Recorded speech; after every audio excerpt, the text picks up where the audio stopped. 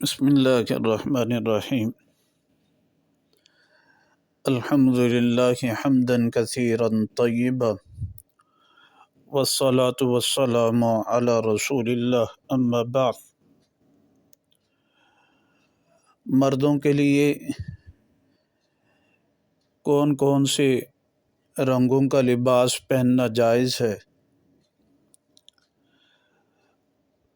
اس بارے میں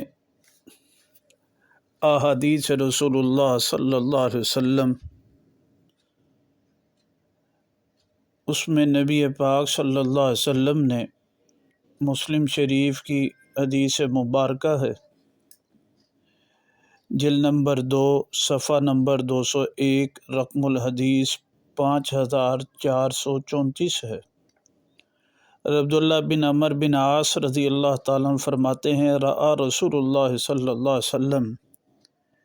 کہ آپ علیہ الصلوۃ والسلام نے میرے اوپر ثوبین معصفرین، دو معصفر کپڑوں کو دیکھا، اور آپ نے فرمایا ان هذه من ثياب الكفار، یہ کافروں کے کپڑوں میں سے ہے، فلا تلبسها، پس مت تو اس کو پہن۔ یہ روایت مبارکہ ہے۔ اس کے بعد بھی امام مسلم رحمہ اللہ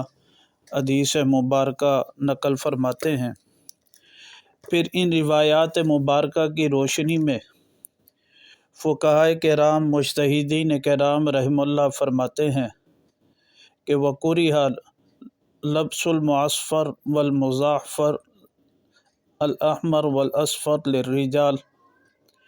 سرخ رنگ والا لباس ہو، زعفران سے رنگ چڑھایا گیا ہو، یا عصفور یا اسی طرح زرد رنگ کا لباس ہو،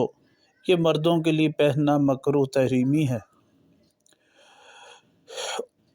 پھر اس کے بعد فرماتے ہیں کہ انہ لا یکرہ للنساء، عورتوں کے لیے مکروہ نہیں ہے، ولا بأس بسائر الالوان، اس کے علاوہ اگر کوئی مرد وہ کپڑا جو سرخ ہو، زرد ہو،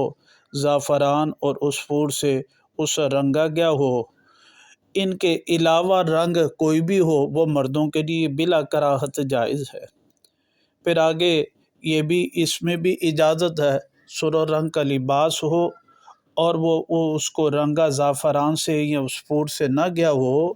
تو پھر وہ لباس، سرخ رنگ کا لباس بھی پہننا مردوں کے لیے جائز ہے۔ یہ اس بارے میں علامہ شامی رحمہ اللہ نے اپنی کتاب رد المختار علی الدر المختار پر جلد نمبر 9 صفحہ نمبر 591 پر